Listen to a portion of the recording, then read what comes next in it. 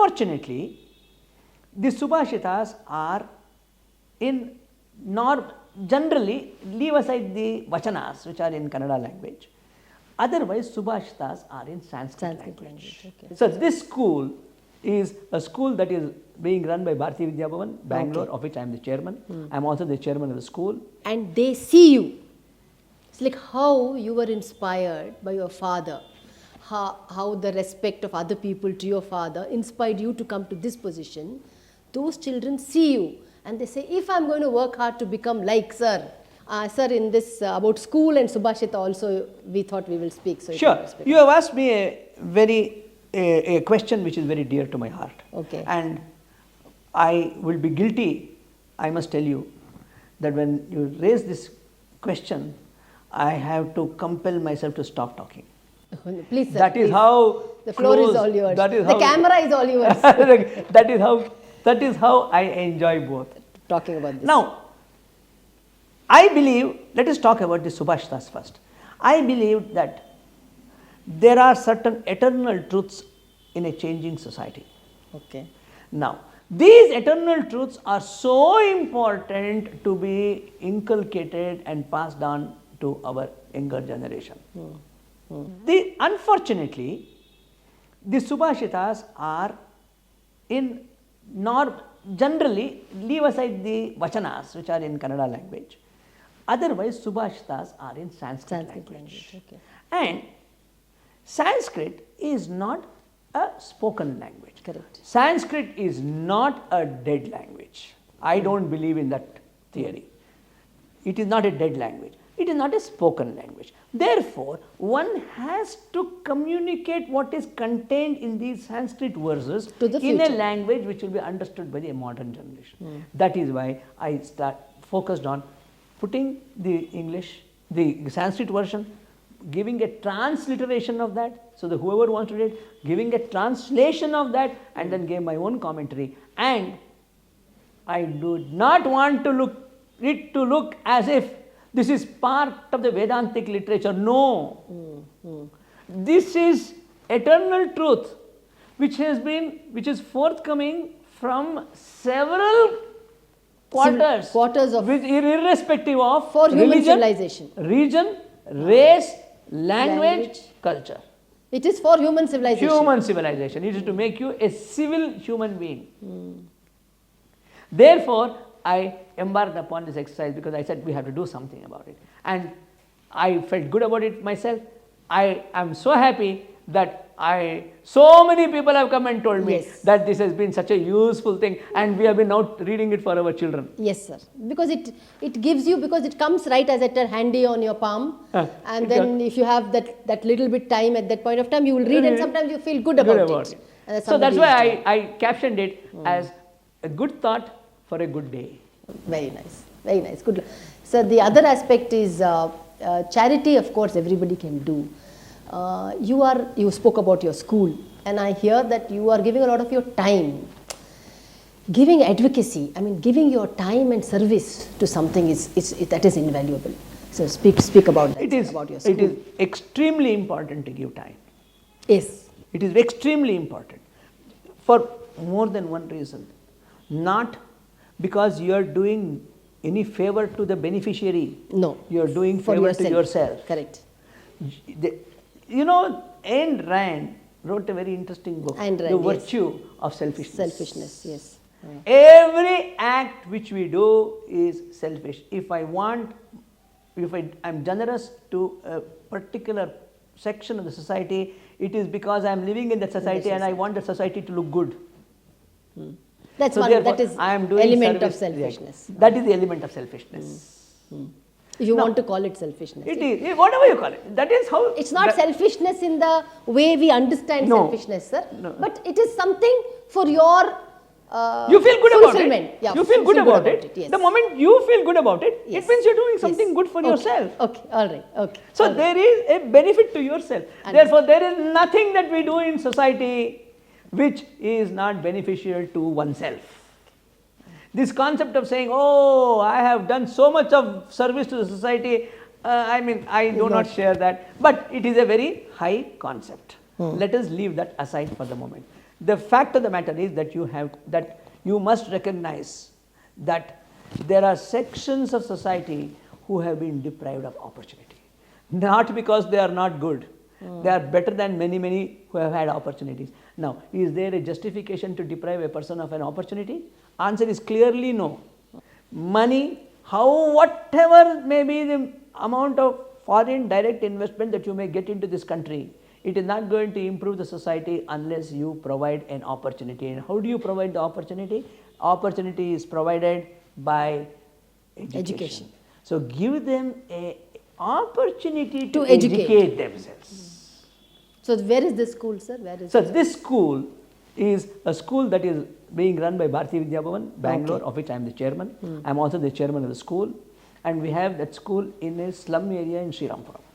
Oh, here only, very close. Here, near the railway station. Okay. And we now have nearly 800 children from LKG up to standard 10.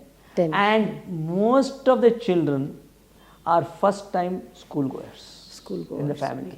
Mother is a maid servant, father is a coolie. They have never seen school. And in fact, when we started the school about 15 years ago, we had to go from house to house requesting parents to send their children to school. Because the question asked was, what is the benefit of sending a child to school? And then they are going to lose one working hand. Exactly, one earning member is gone. Yeah. From there, you will be very happy to hear, Anuradha. Today we have come to a stage where we have 50 applications for one seat. One seat. Oh. I mean, that shows the dedication that parents are so happy.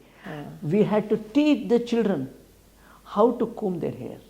We had to tell them that they should brush their teeth and come to school. Yes, hygiene. We had to tell them how to keep their nails clean. Today, you will be so happy to see those children come neatly dressed in the morning. They are all neatly groomed. They value their life. They value their life. And mothers have taken so much of interest. They make sure that the child is dropped at the school at 8:15 in the morning. It's such a satisfying feeling. Yeah, I think it's such a satisfying. And when you go to you're worth to be selfish. They're worth to be selfish. You're worth to have that selfishness. And when you go to school, you feel so good. The children are all playing around. And then one thought occurred to me always when I go there. If the school was not there, possibly this child would have been an urchin in the footpath and gradually become a petty thief, a robber, a dacoit. And where is the society going? Go. And you will be so happy to hear. You know, Srirampuram was a high crime. Yes. It was like a what shall I say? Like a local, if I can use the word, terrorist kind of declared. Today, the police people have come and telling us. It has improved. Because it has drastically come down, because children are teaching the parents. This is not the way. Yes, you know, there are certain things that we don't realize because, as I said, we were born with a silver spoon in the mouth. God, we were fortunate, not because we are entitled to it. It was conferred upon us for whatever reason, I don't know. You know, we don't give homework to children in school. And you know why? The atmosphere at home is just not conducive for the child to do homework. So whatever they do, it happens in school. Everything, finish everything in school and go. And they get food also, sir, in school? School. We were giving food. We are now not giving food because there are some issues. But that system is there. They're in place. School. But there are, when we hear this, some stories that happens, you feel so bad about it. Some success stories. Father comes drunk. Some success stories you want to share? I tell you success stories also. Father comes drunk. Ill treats the wife in the presence of the child. Children. What mental agony. How can in that atmosphere a child can... Now, therefore we finish everything in school. And you know the success? Our children, this is a CBSE school, English medium. And do you know the percentage of passes we had last time in the 10th standard? 100%. And we had 75% of our children getting 80+%. So teachers and all are appointed by you? Absolutely. We all manage. Everything is managed by us. Everything is managed by us. So you're a team, sir, or how you're a team, or you're doing it your own? No. We have a school committee, of course. And we are supported by corporates. We are supported by organizations like Rotary. And our children have the benefit of e-boards. Oh, e-boards. Oh, very nice. And our So they have a, what shall I say, first-hand contact with the technology. absolutely. And our teachers are all trained to teach with the help of these e-boards. Screens. Screens. It's doing so well. I would invite all of you to please come to the school. You will see how our children are doing. And last time, and for as part of the school day, they enact a drama. 2 hours non-stop.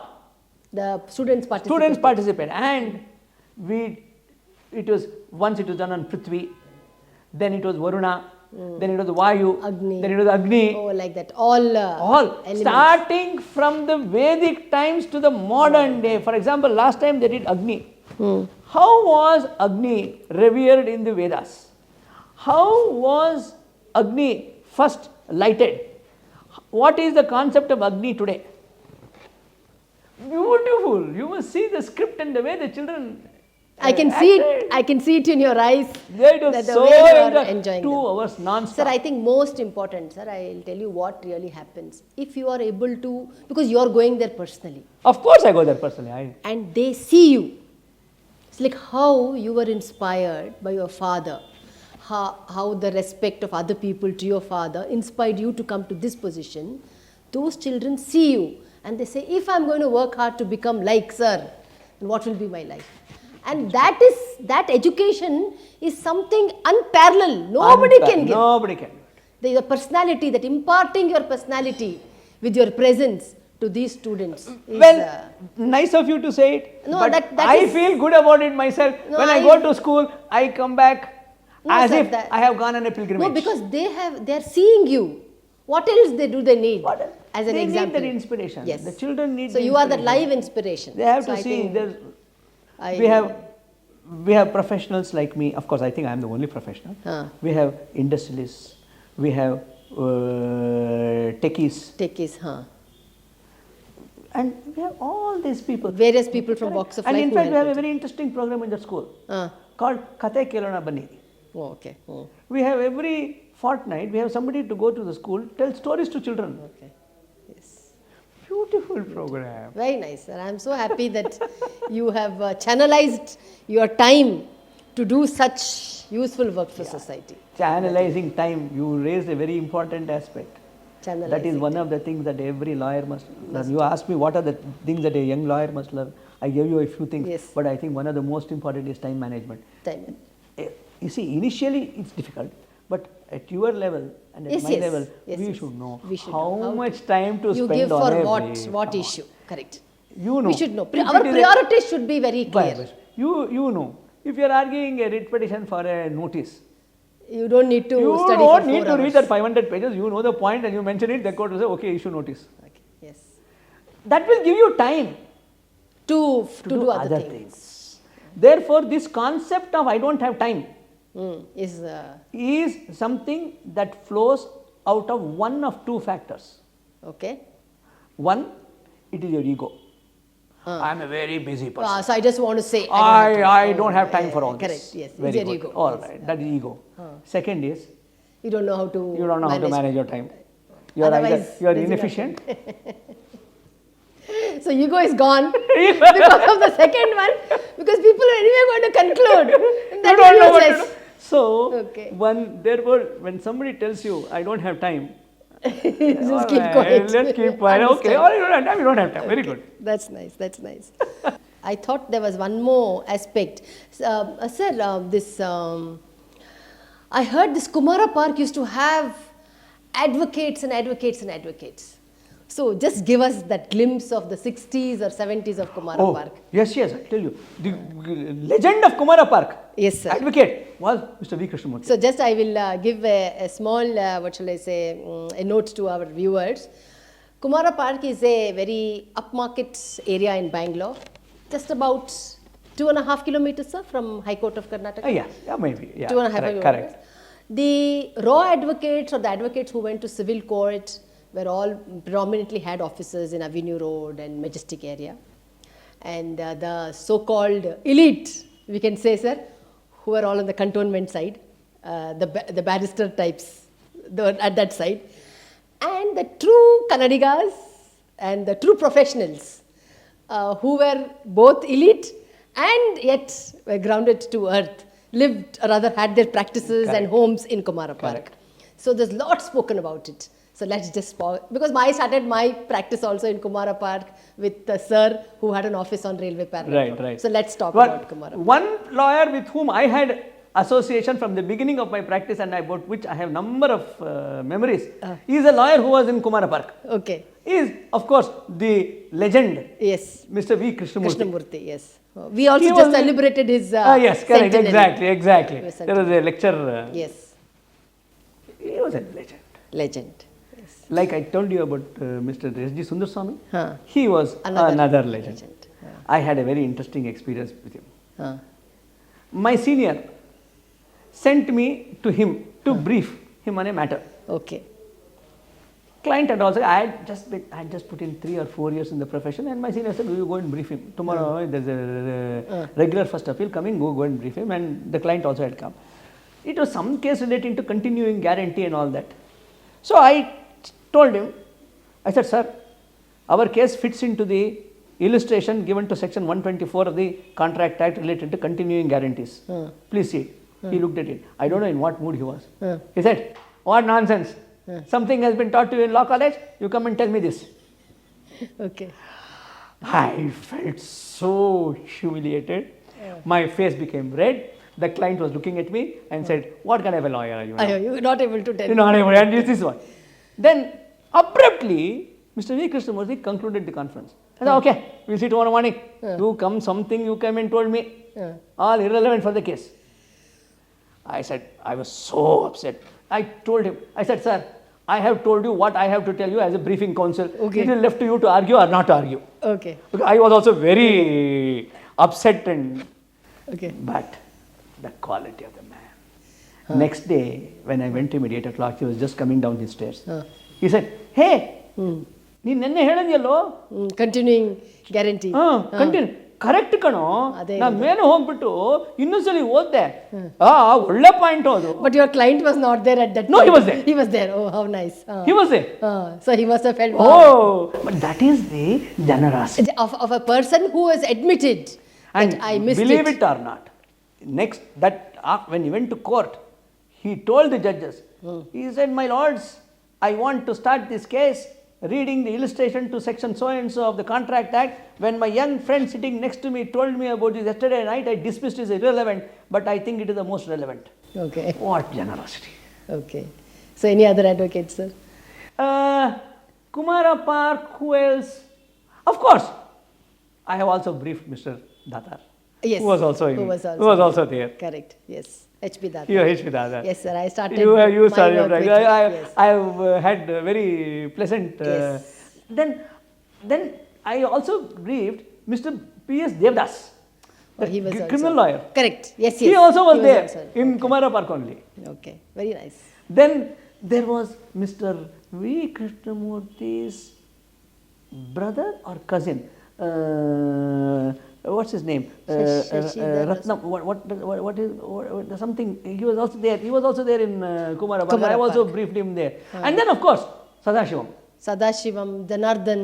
All those people were there. I have briefed all of them at that time. Very nice. Very nice. But today, Kumara Park has stopped. May not be. I understand, but it used to be an intellectual hub of undoubtedly, advocates. And of course, look at what those lawyers did. Starting the music festival in Sheshandapuram. All these lawyers. All these lawyers started. Krishnamurthy being the head. Okay. So one incident is similar to this. I came with you, I think the first time I met, about 2 decades for sure, where I came to finalize a patent matter. It was a passing of action between a bank and something else. It was a high profile case, and I was also very happy to get that. And I came to settle the brief with you, plaint. And then you said, I will read it up, and you came the next day, and I was chatting with your wife, and then you said, come, what you are sitting there. So I came.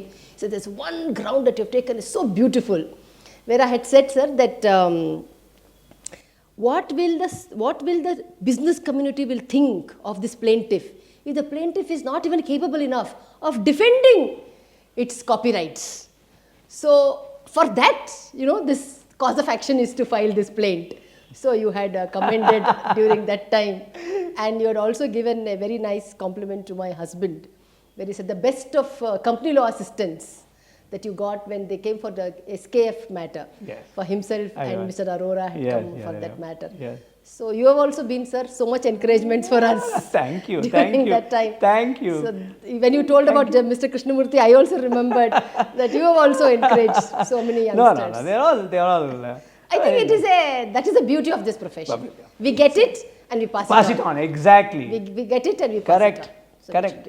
And it never gets empty. It should never get empty. It will never get empty. It should go on. It is as one lamp lights another, nor grows less. So nobleness must enkindle nobleness. There is that shloka, no sir? Shunyadinda shunya is zero. Yes. There is one shloka for that. I'm not able, if I recollect, I will tell it later. On the philosophical side, you have this Purnamadaha, Purnamidam, Purnamidam, yes. That's how it is. Purnadinda Purna tagidre, Purna agbeku. Allah, zero barbeko. In mathematics, 2 and 2 minus 2 is 0. Correct. But only there are two exceptions to that. One is the light example that you gave. Yes. When you remove the whole thing from something, still something remains. Correct. Is light and knowledge. Exactly. That's all. So I take the entire knowledge from you, but still you have knowledge. Exactly. Left, and I also have knowledge. Everybody is enriched. And yes. Everybody is enriched. For that, that is the meaning of that shloka. Yes, exactly. Purnadinda Purna tagidre, Purna uliyatte. Anta is contrary to mathematics. Absolutely. Because 2 minus 2 has to be 0. Correct. Then there was this is what I think the West and East are not able to understand. Our philosophy itself is totally different. It's a different thing.